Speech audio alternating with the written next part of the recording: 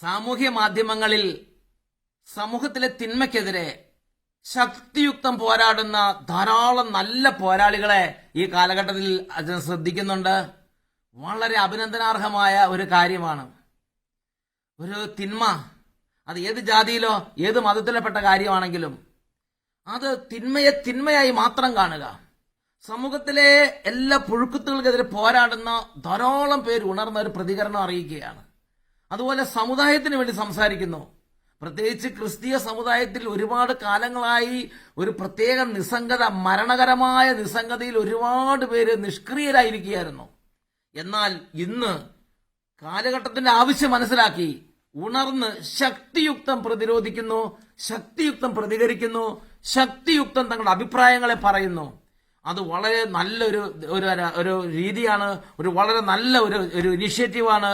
അങ്ങനെ ഉണർന്ന എല്ലാ പ്രവർത്തകരെയും, ഇതിന് സോഷ്യൽ മീഡിയ ശക്തിയുക്തം നിലയുറപ്പിച്ചിരിക്കുന്ന മുഴുവൻ പോരാളികളെയും പ്രവർത്തകരെയും അച്ഛൻ പ്രത്യേകം അഭിവാദനം ചെയ്യുകയാണ്.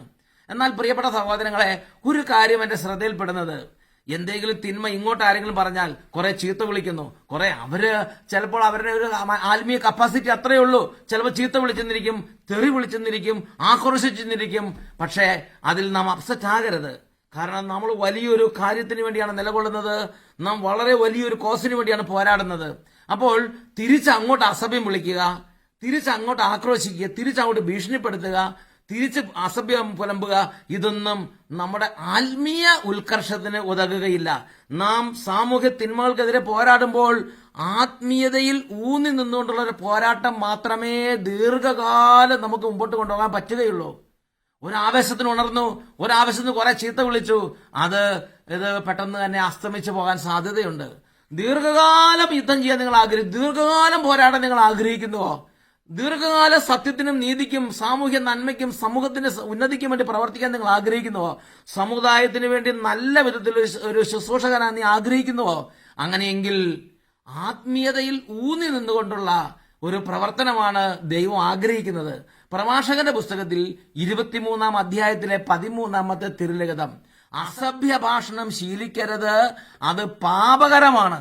വീണ്ടും ഞാൻ പറയുന്നു, പ്രഭാഷകൻ 23:13, അസഭ്യ ഭാഷണം ശീലിക്കരുത്, അത് പാപകരമാണ്.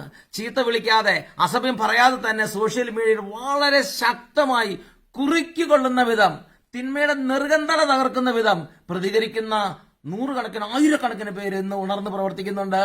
ആരെങ്കിലും അങ്ങനെ അസഭ്യം വിളിക്കുന്നവരുണ്ടെങ്കിൽ ആ ഒരു സ്വഭാവം മാറി ശരിക്കും ആ കാര്യത്തിന്റെ മർമ്മത്തടിക്കുന്ന വിധത്തിലുള്ള പ്രതികരണങ്ങൾ ശീലിക്കാൻ നമ്മൾ പരിശ്രമിക്കണം. അതിനുവേണ്ടിയുള്ള നല്ല ചുവടുവെപ്പുകൾ വേണം.